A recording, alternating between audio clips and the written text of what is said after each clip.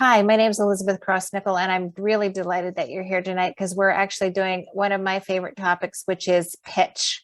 And this is our education session on what things should go into a pitch. How do you make this impactful so that we can be more successful as we present our ideas to others, whether or not they're investors, colleagues, at your cocktail party. You really need to have a good understanding of being able to make sure that people are not glazing over when you're talking. And so this is an important component of this. And I am excited that Dana Sather Robinson is going to come and join us today. She has actually come to ASAC sessions beforehand. We know the quality of her training. I was saying in a tweet today, she has this just very calm manner of being able to help you articulate what it is that you want to say in a way that you go, oh, why didn't I think of that? So I'm just very happy to have you join us today. Thank you. I'm so happy to be here, and welcome to everybody. I'm happy that you're all here. Today's session is on creating a pitch. It's the beginning. It's the idea forming of the pitch before you even open your computer and start on slides. Be ready to take notes, not the notes on your computer, but grab old-fashioned pen and paper, because we're going to do a little brainstorming today. Yay, some people are already ready with that. And we're also going to practice what we learn. So we'll have a chance to answer some questions at the end. And then when the recording's finished and we're more relaxed, you can actually practice your pitch with the group. So I'm happy to do that.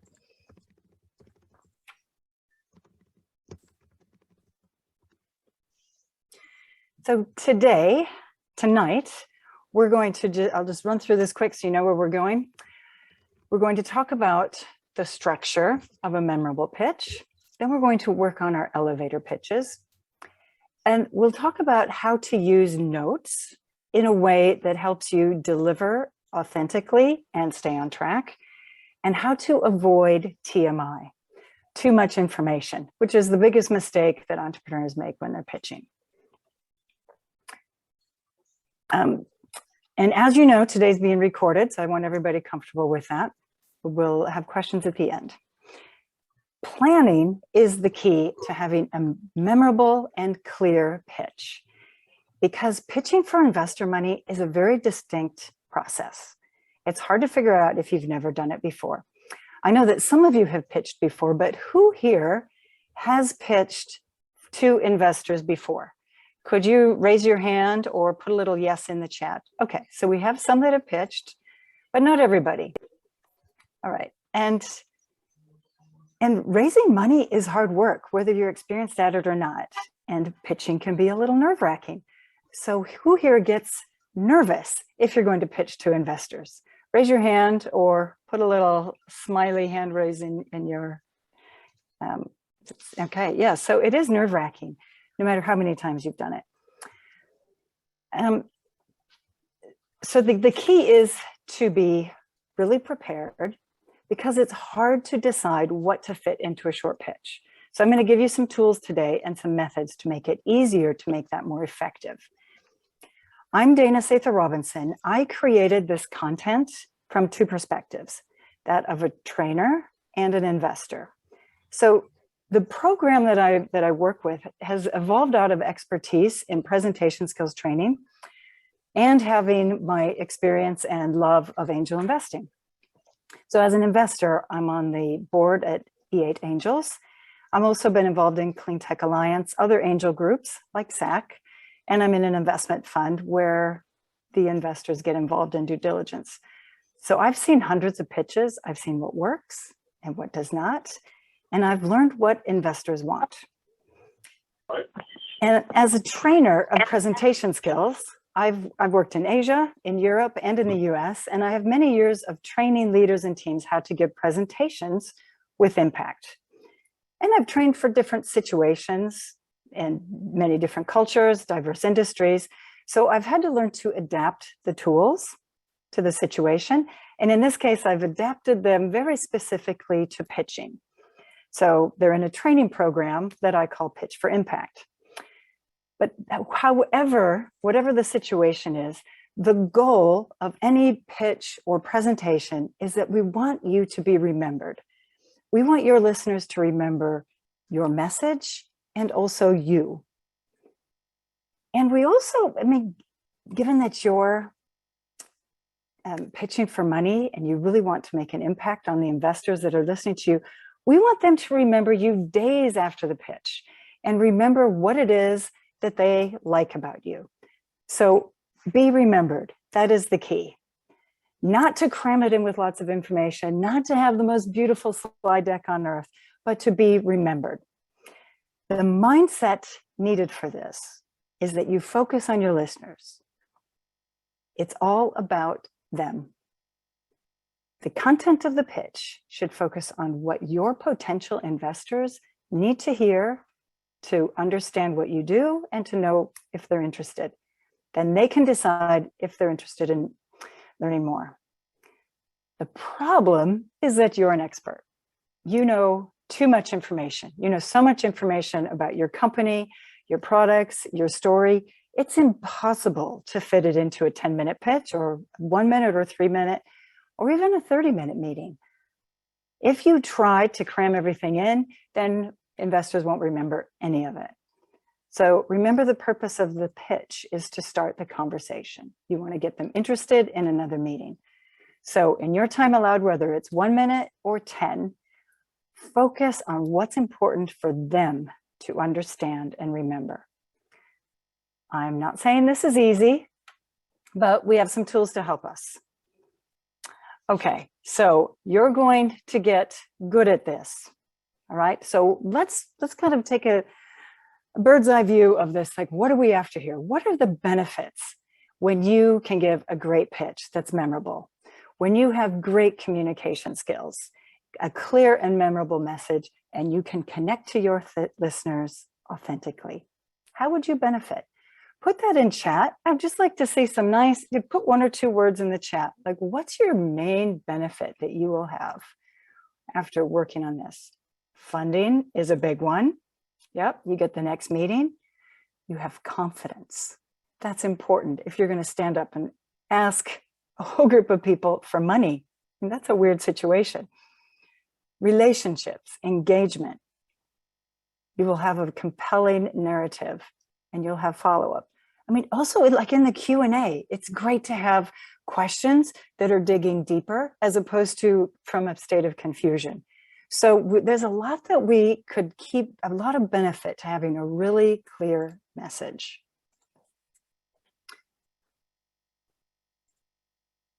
So we're going to take some time to plan. I want to think, like, when we brainstorm and plan, we're going to be really selective on what details you include. It's important to be clear and very selective on what you put in because we want you to be understood and remembered. And I see the problem firsthand. I can tell you that in investor meetings, when we're discussing companies and pitches we've seen in the last week or two, and we're talking about companies, and somebody will say, well, what do you think of company X? So many times people will say, I don't get it. I don't get what they do, or I don't understand their business model. And worse, they'll often say, remind me what they do. And even worse is when people go, who is that person that went second? I can't even picture them. Like, so this is a problem, because if we're going to be, we want you to be remembered so well that in a week when they're chatting to their business partner, their spouse, or their due diligence team, they remember what you do and why they like you. And then they're more likely to show up for a follow-up meeting, because most pitches, I'm sorry to say, are forgettable. They have too much information, or they're not tailored to what investors want. So now we're going to work through the process to create a clear and concise pitch so that you're remembered by the right people. Okay, this is where you get out your paper and pen. If you haven't yet, when we brainstorm, let's not even turn on the computer. I know it's very tempting to start on slides to save time, but really it won't save you time. We need to give our brains time and space to think creatively without distraction of fonts and colors and everything else. Okay, so we're not doing our deck yet. We're just focusing on our messaging. So brainstorming. On the left-hand side of your piece of paper, write down 3 W's vertically. What do you think the first W is that I'm going to ask you? Somebody want to put it in the chat? Who feels brave? Why? That's an important one. Who? There we go.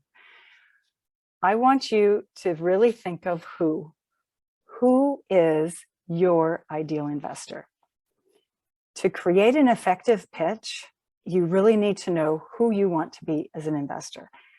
It's like defining your target market before rolling out a marketing plan to customers. Okay? You want it to be tailored to them. And this is important to clarify. Your ideal investor is not just someone with money, right? You want somebody that will perhaps, I mean, this is for you to decide. Do you want somebody who aligns with your mission, the stage of your company, your industry, perhaps even your location? Because there are many different types of investors. The right investor will understand your industry, your mission, and they will help you. Think about how much industry expertise and knowledge you want them to have. How much involvement do you want? Do you want advisors, introductions, board members, strategic investors, or just money, or a bit of both? Think about the size of investments you need to what they're able to give. Are you at accelerator stage, angel, family office, small funds, large funds? This will take some research, but I want you to really define your ideal investor. I have a handout that I'm happy to send you after this if you give me your email address.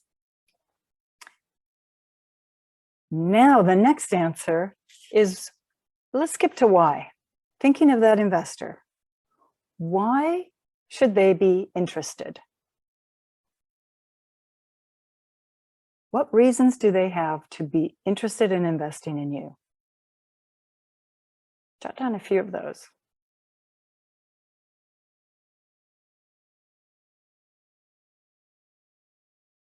And next is the what.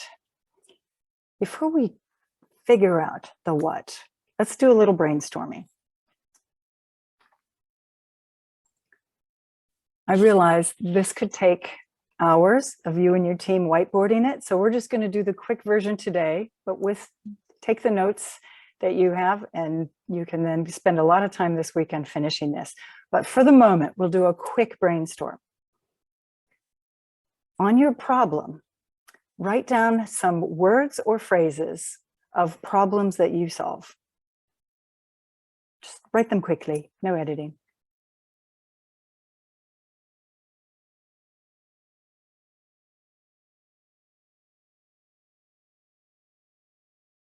And then solution. Do the same. Words or phrases of what solution do you provide?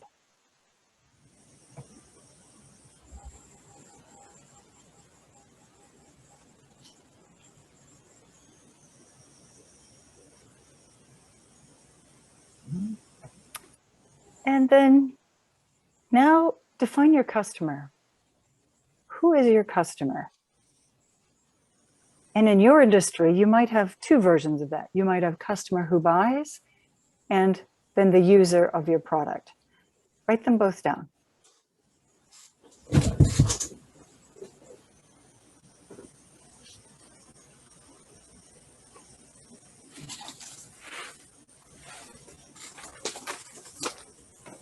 Could everybody put themselves on mute for the moment until we get to Q&A? All right, now benefits. What benefits do you provide to your customers or your users? Well, both. This is not features, this is benefits. How do they benefit from your product or service?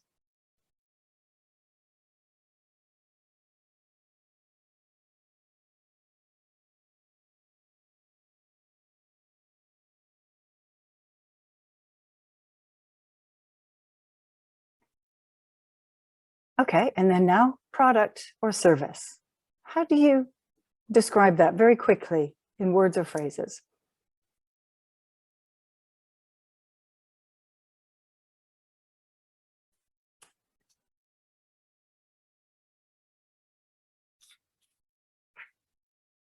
All right, I realize this was the very quick version because it's a workshop and we're timed. Spend some time on this in the next week and take lots of time to brainstorm this. But for the moment, look at your answers and circle 1 or 2 keywords from each of those headings that seem to be the most important thing that you would want an investor to remember about those topics.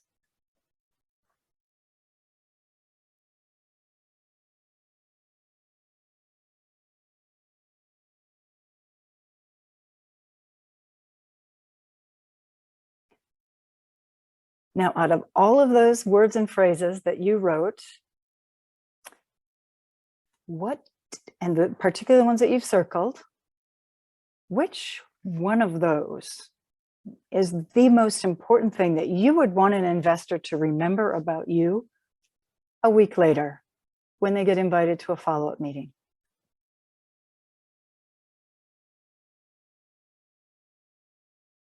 Everybody like double circled that or underlined it? You kind of know this is they absolutely have to understand and remember this. That is probably your what. What is your main message? You really want to make that clear at the beginning of your pitch and throughout your pitch so that a week later, when they're invited to a follow-up meeting with the due diligence team, they go, I remember them and I like them because. Okay, so let's create this elevator pitch, right? Or your short pitch or your intro. It's know your main message and why. And I really like this format just to get us started. You can adapt it as you go, but if you can say what you do so that, and use a benefit of how your customers or users benefit, that's a really good start. So that people understand what it is that you do. For example, my name is Dana, creator of a program called Pitch for Impact. I help leaders create and deliver pitches so that they're more memorable and impactful, right? It's what I do so that, and the benefit, which also includes my customers.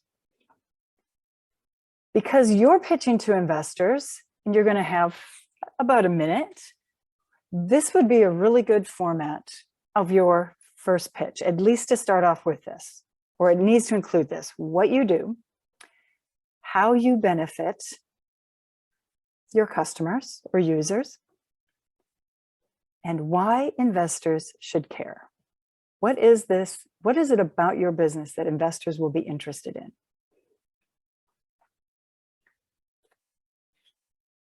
The why is very important when you have 1 minute to make sure that you cover the why. Okay, so I'll let you think about that a little bit more. We are going to have some time after this to practice with each other. So keep that handy, keep refining it as you're thinking. Because now we're going to create your outline for your pitch. This is your pitch deck flow. Think of what's the story arc that you want to have clear. We do this before we start on slides. It's very important to lay out your message before the slides because you want to create the structure of your content first. It's also a lot quicker to do this in note form, whether you're doing it on paper or whiteboard or post-it notes across your wall. This is a lot easier to prepare and edit than to try to fiddle with slides as you go. And you're able to focus. What is it that you want to say? Right? It's all laid out on one page or one wall or one whiteboard. And making an outline is flexible. It's easier to shorten it. If you only have 3 minutes, you can see what you're going to say, what the main messages are. And if you have more time, you can just add more detail. Okay, the number one thing to remember as you're creating the messages in your outline is that the content should be relevant to investors. Show how it relates to your customer and your market and to investors. All of this is important. The information that you put is in order of importance. This really helps your listeners follow the logic of it. So you start off with your message of what you do, then you explain the how and the why and why it's important. And now these facts are relatable, so they understand it. It also helps you to be focused rather than digging into, well, I'll give this background first, but then you might run out of time. So it's much better to start with the most important, save the background for later. And the rule of three. This is a presentation skills tool, very useful. Use the rule of three as you're creating each section of your outline. The rule of three is this, that no more than 3 key supporting points per section. The reason is that our brains remember about 3 chunks of information into our short-term working memory.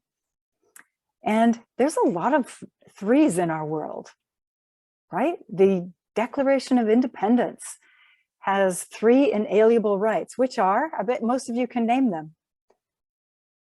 Life, liberty, and the pursuit of happiness, right? It's 3.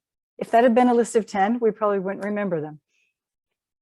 In literature, there's the 3 little pigs, the 3 musketeers, the 3 bears. In art and design, we have 3 primary colors and 3 secondary colors. In sports, we compete for 3 medals at the Olympics. And in brands, acronyms are usually in 3s. IBM, ING, CNN, BBC, and TED. Most great TED Talks have 3 main points. Even if they cover a wide breadth of information, it's chunked into 3 categories. So as you prepare your notes, it's important to keep concise. Try to explain everything in simple, concise language. Albert Einstein said, if you can't explain it simply, you don't understand it well enough. But you probably understand it, but it's hard to keep it simple. In fact, I think it was Mark Twain that said, I would have written you a shorter letter, but I ran out of time. Okay? It's a lot faster to write a long thing that's just everything you're thinking of, but it takes a lot more time to keep it short. Do investors a favor and keep it concise. Okay, now we're going to create notes for different situations. Again, we're still using notes. You can probably put them in Word now that you've laid out your content, but here's what's going to go in your content. We'll talk about the sections in a typical pitch. You won't have time to use all the sections every time, but you'll have them all prepared so that if you have time, you can use them all. Here are the most common ones to get started. So let's say typical presentation, whether you have 1 minute, 3 minutes, or 10 minutes. Your introduction. This could be your elevator pitch, your tagline of your business, but this is where you can really shine. Instead of just saying the tagline and moving into problem, give us 3. Give us 3 reasons on why investors should be interested in you. Maybe one of them is what your product is, how you benefit your customers, and how's market size, or whatever your reason on why investors should really know this. Next section normally is problem. Might even have problem and customer. This is where you show that you're solving a real problem, that you know your customer. But it's okay here to make this into an impactful introduction. So instead of saying we help, we've got a lot of great business models here. I'll try to find some examples. We don't just help older adults. Meet, let's pick a name, Mary. Mary is 80 and has these sort of issues, and our product helps her with monitoring, gives her peace of mind and as well as her family, right? If you give that example of it doesn't have to be a real customer, it can be a picture you got off the internet, but a photo of something that makes it relevant, that's relatable for investors. And again, we're normal people too. We like to see how it works. Then the solution, when you talk about your solution, we want to see that you have a workable solution, obviously, but also your problem and solution should match. So I'll give you an example. It's not quite for this group, but I see a lot of clean tech companies. So sometimes they come in and say, the problem is climate change. But then when they explain their solution helps farmers in drought-stricken areas reduce waste. Perhaps I'm just making this up. Well, they're not solving the problem of climate change. They are solving the problem of drought in these certain areas for farmers specifically. So they should, in that case, it's better to say, meet John. He's a farmer in California with this problem, and he has a lot of waste because blah, blah, blah. And then your solution helps him save or earn more, 25% more revenue because, right? So that's where problem and solution match. Product. Investors want to see that you have a minimal viable product. How it works, briefly and simply, is all you need to do. Keep it very simple and explain it in benefits, not features. I know you've designed something wonderful. It's very tempting to put up the features, but really nobody will remember the features. They will remember the benefits. So think about perspective of investor who's also thinking of perspective of the customer, thinks benefits, right? When you get to market, in market, investors want to see that there's enough customers for this business to grow. Another important one is your business model. Show your business plan. What investors want to see is your revenue model. They want to see how you're going to make money. And trust me, sometimes this is not so obvious. So make it simple and explain it. And make sure that we understand that. Because if we don't understand the business model, we've lost interest. When you talk about your financial projections, whether it's your revenue growth or your projected margins or whatever that is, this is one where it's so easy to get into the weeds and show too much information. I want you to focus on what's your main message regarding your projections. Is it revenue growth? Is it number of users? Is it where you'll be in 5 years or where you'll be in 2? Think about what you want them to remember about your projections. That's what you should focus on. That's what you should make visual. Do not put a spreadsheet up or do not put a table that has 10 columns because we won't remember it. Make it easy for investors to remember what it is that's most important about your projections. So I won't go through every section in a normal pitch deck because you can frankly find this everywhere. I just wanted to make sure that you know the investor perspective on those key ones. Then once you have whiteboarded or brainstormed or post-it noted all over all the key things that's going to be in your outline, then you create notes for the different situations. Okay, so notes help you to stay on message. They're faster to prepare than slides or a script. And it's also easier to sound natural because you're not tied to a script. And it prevents random ideas. Sometimes people, they start talking about one thing and off they go. And then 3 minutes later, they've used up their time. And good notes are really helpful when it comes to adrenaline. If you get nervous, it's important that you have notes, not just looking at slides. Because our brains are amazing. They work our whole lives And they don't stop until we stand up in front of a group of 20 people.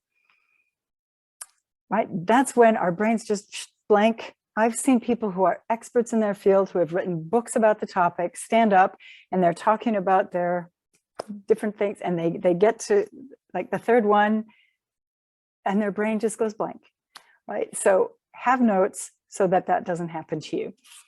The key thing to remember with notes is that less is more, right? So to create good notes, just keep them short, 1 or 2 word reminders or phrases, but have every key idea written down so that you don't forget something.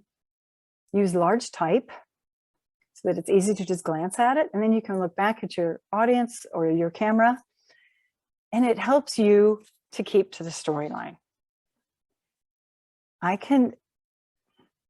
This reducing clutter and preventing TMI, too much information, is really important. Because if you include a lot of information, we are more likely to remember nothing than if you make just very few points really, really clear. So when you think of notes, think space. Good notes help you to speak conversationally, right? You can glance at it, look up, and talk, because you know the subject. You just want to make sure you get every idea across. They help you to pause and control your pace. You're not anchored to a script. And always use them. If you have notes, use them. I see a lot of people, they're looking at the ceiling, they're trying to remember what to say next, but you don't have to. Just glance at your notes, take a breath, deliver authentically. And good notes help you to be clear and concise. So concise notes actually help us to say less, which then helps us to deliver with energy and enthusiasm and your own personality, because we want you to be as memorable as your message. Okay, so here's your assignment. We're nearing the end. I know we had limited time. Brainstorm your messages. Create an outline with the typical pitch template, but don't start on the slides yet. Then make concise notes. First, create your intro speech of 1 minute. Then create a short pitch of 3 minutes. And after that, you can create a long one of 10. I always think it's a great idea to start with the short one first, because it's a real pitch. 3 minutes is still real. You can explain most of your business in 3 minutes if it's done well, if you practice it. And if you force yourself to be concise and get through 5 or 6 key ideas about your business in 3 minutes, then when you have 10, you feel like you have all the time in the world. Whereas otherwise, if you're creating the 10-minute one first, it's hard to get everything to be concise, to fit into 10. And then if you have to fit it into 3, it's even harder. You're really scrunching. So start with the short one to be concise and be selective in what you put in it.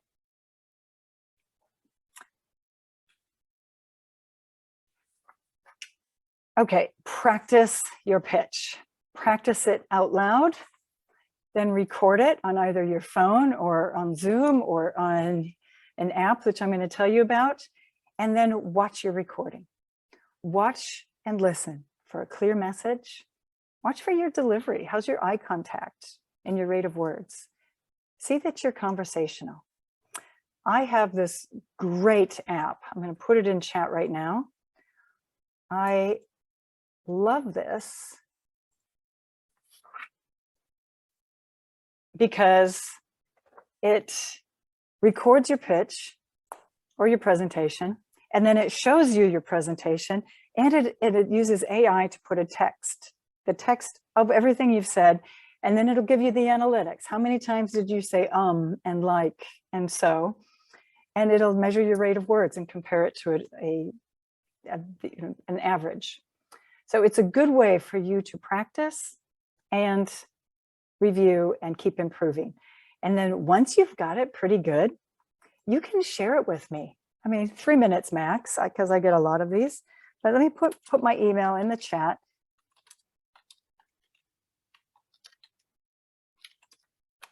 Dana@pitchforimpact.com.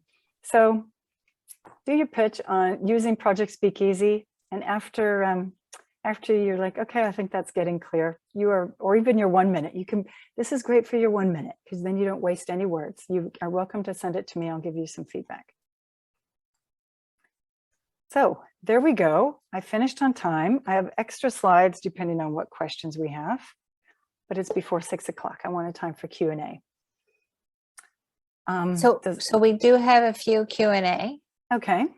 Alicia did not use the brain helper here in the chat. So why don't you ask yours?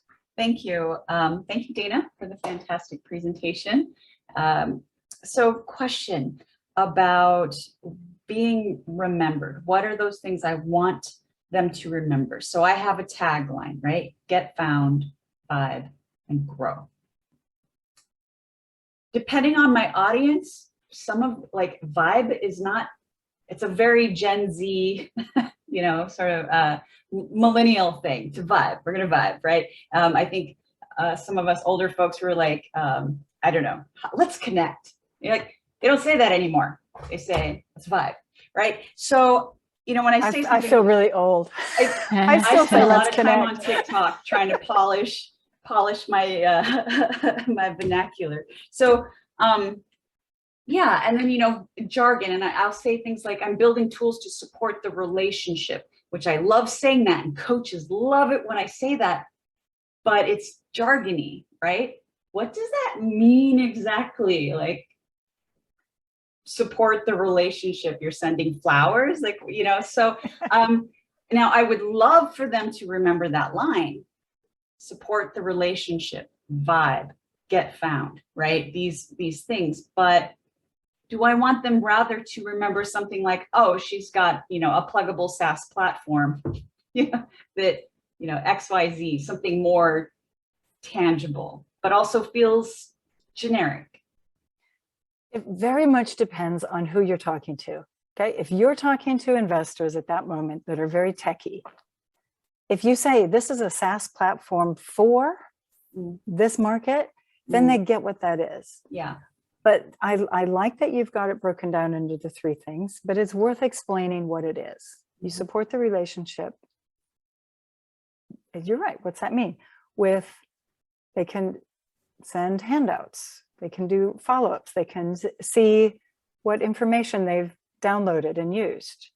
Something like that. Just to give those little examples of what that means would help. I have one other question, and it's about catering the message. I think I know the answer to this, but so when I'm talking to, you know, specifically healthcare professionals, I don't want to focus on the coaching aspect so much. I might want to focus more on the health and wellness, you know, the fact that I'm working with diabetes educators. But when I'm talking to coaches, of course, I'm going to focus on coaches. And absolutely. Okay, and so I think I'm looking for permission. Don't tell any of my investors I'm looking for permission to like cater the message, right? It's not, we all do that, right? It's not a bad thing to do. You should always tailor the message because you want it to be relevant to who you're talking to. Okay. Yeah. So if you're talking to investors that invest in health and med tech, then you talk about that because they'll understand it. What we want is for it to be relatable. As they dig in a follow-up meeting or in due diligence, then they can see the wider range of your customers. But you're still, I mean, on your customer section of your pitch, you will say a customers are. On one group, you mentioned medical first and coaches second, and on the other one, you mentioned coaches first and medical second. Right. Thank you. Thank you. That's helpful. Caitlin, you had a comment. Do you want to just say it in person or? Sure. So I was just kind of asking about virtual versus in person. So when you're talking about the use of notes and script versus kind of bullet points and stuff like that, a lot of us have done a lot of virtual pitching over the last year. And as things are opening back up, or doing in-person pitching again. And so can you just kind of speak to, how do you see that? In what ways is it the same? In what ways is it different? Kind of any specific tips on going back and forth between the two mediums? Yes, and it is different, and in some ways pitching in person is so much easier because you feel like you're connecting to them and you're looking at them. The eye contact is easier. But on the other hand, sometimes on the computer is easier because they can't see what's in front of you. You can have your notes and little messages like I've got next to my camera that say smile and things like that. So each one, you just have to adapt your tools. Somebody asked me recently, should I be memorizing my pitch? I was like, well, that depends. Depends on if you get nervous and how long it is and what's your situation. If you're pitching online, you absolutely do not have to memorize. You can have for a 1-minute pitch, you can either memorize it if you've got it practiced enough, or you can have the script right in front of you, propped up right under your camera, as long as you practice it so that you're delivering well and at a natural pace. Most of the time, when you sort of get past 3 or 4 minutes, it's better to have notes because then you can be more relaxed. Even in person, usually people are standing at the front of the room with their computer in front of them because they're forwarding the slides, right? So it's important to practice it first using notes without slides so that you are clear on the flow of the information. Is this really how I want it to flow and to work, and how's the timing? And then introduce the slides after that, because the slides support you. The thing that I saw this today, and it drives me crazy when people say, on this slide, I talk about, like, you're talking to the slide, talk to people. So don't talk to the slide. So I always say, practice it first so it stands alone without slides. You are in control, whether you're in person or online. So if you're in person, bring your notes, even if you don't need to use them. You might not need them, but I'll tell you, if you don't have notes and you're relying on presenter view, and you've got your slide up and you're like looking at your notes under presenter, or you're just using your slides, one day the tech is going to break, right? Either the projector won't work, or like it's just not, there's so many things can go wrong, and you go, never mind, I'll just talk without slides. I've had that happen to people and they tell me later, it went better. People liked me. I had such good questions. I felt so much more connected to the audience. So don't be anchored to your slides, whether you're in person or online. So back to comparing them to. The tools are very similar. It's better to be good at all of them, whether you're using a script or notes and slides, or occasionally memorizing. If you have to stand up in front of a group of people for a 1-minute pitch, you probably are going to memorize it because you're there. At home on the computer, cheat. No, it's okay. It's better that you're clear and you control your time. If you've been giving this pitch, like let's say you have a 10-minute pitch that you've got the slides there, you've got your notes ready, and it works fine online, when you deliver it in person, it will be different. Expect it to be different. I would say you need to make notes even more concise so that you've practiced it enough that you know exactly what you'll say for each section. And I say section instead of slide because you're not presenting slides, you're presenting you and your business. Slides just support you. All right. When you're in person, it's even more important to be in control of eye contact, which is why the notes are really concise so that you can glance at your note, look at the room, and talk to the room, right? Whether your slides are working or not. When you're doing this On the virtually, it's a little easier because your notes can be propped up right underneath your camera. It's important to have deliberate eye contact, but it's not like in person where people look down and then up. So and all of this takes practice. The thing that's most important though, whether you're virtual or in person, is to be in control, that you have set up. This will help you to feel a lot more confident. So for setup and online, you all look pretty good, right? We've now gotten a lot of practice over the last 20 months of have your camera near your eye level. Don't have your camera pointed up your nose and at the ceiling, those sort of things. We're getting better. Have good lighting, all of that. So, and have your notes handy, your water handy, your timer, like everything can be set up so that you're in control. When you're there in person, do whatever it takes to help you to feel in control, which is why have a printout of notes, even if you might not need to use them. Know how the setup works and make sure that you're comfortable with, like right now, my camera's at eye level, but if I'm in person, I'd need that lower so I can see people. So it's important to practice that. And sometimes it's just silly little things so that we're mentally in control, like move the stool that's behind the podium to where you want it. Move some chairs around so that the people that you want to see first, that you know that there's somebody on that side and on that side, and your eye contact will work in between them. Just moving something in the physical environment will help you feel like I'm in control here. There's a lot more we can say. I have a whole module on executive presence. As you can see, I love that topic. All right, we'll move on.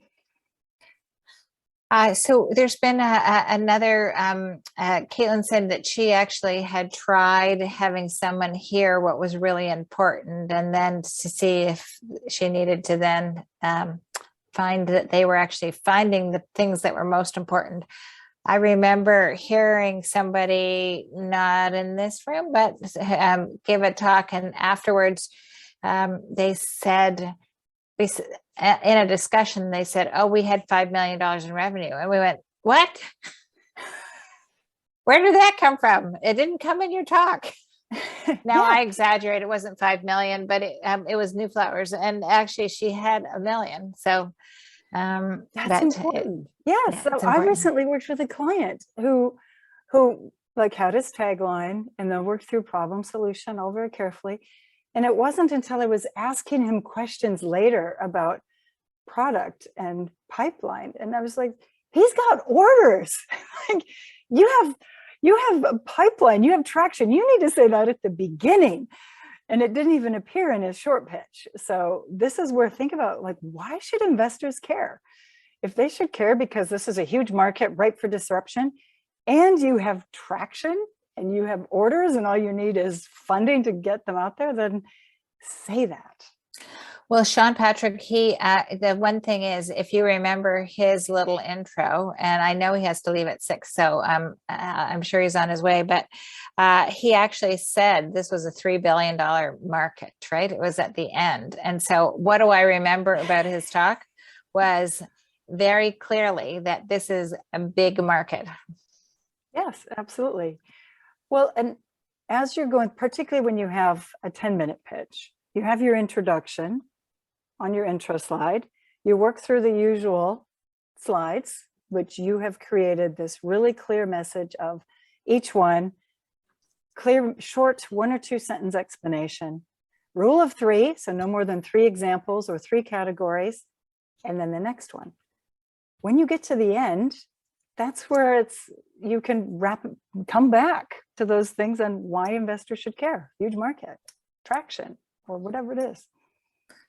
You made a comment on one thing earlier. I'm going to let people jump in with other questions, but you made one comment earlier, which I actually saw Caitlin do very nicely at the end. She had a backup slide on a question and so rather than fiddle with the answer, she was able to pull it forward in a slide and say, here's what I've already looked at. So just like you're saying right now, in terms of your notes, what are the areas that you want to pull forward? So we said we were going to end formally around 6. So firstly, I want to say thank you, Dana, for that great presentation. I think you made some very clear concepts, and I know that there was a lot of people writing in here. Thank you. And that they wanted to follow up with you to try their pitch. So are there any questions that you want to ask Dana quickly? Otherwise, I'm going to turn off the recording. We're going to end it formally. For people who I told would end at 6, head on away. And we'll see you next week where you're actually going to practice. Quick Go question. ahead. Yep. Okay.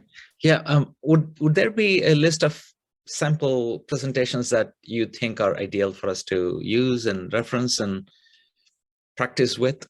Anything that you can recommend For the 1 minute? for anything? And I would focus on the 1 minute because that's what you're going to be doing. And so you'll have a few weeks to practice your 3 minute and your 10 minute. But are you going to come along and join us? Are you I'm sending? thinking, I'm debating. Okay. Yeah, a So little short on prepping. yeah. So the first one is the 1 minute, which is why I was saying focus on that. But if you're needing it for other things like okay, she's gone. Was pitching now to raise her 3 million.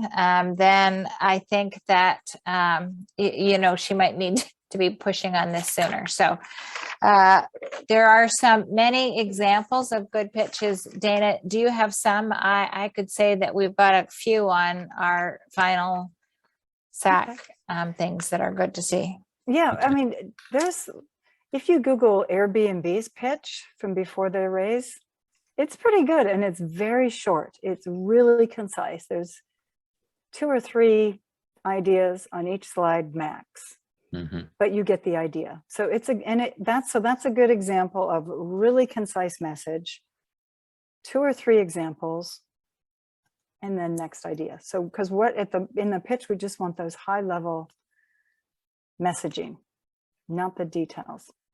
I also saw that you asked something about an example illustrating 3 things investors care about.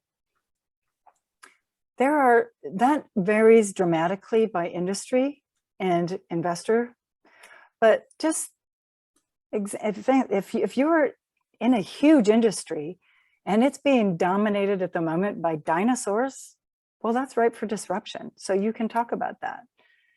If your product is totally different than anything else out there and it's not going to have any other competition, that would be something to say. If you already have revenue and traction and a huge pipeline, say that at the beginning, because investors love traction, right? That really shows that a lot of it has been de-risked. If you're raising money and you're down to like the last 10% of your round, say that, because that's de-risked. Because what we listen for is risk.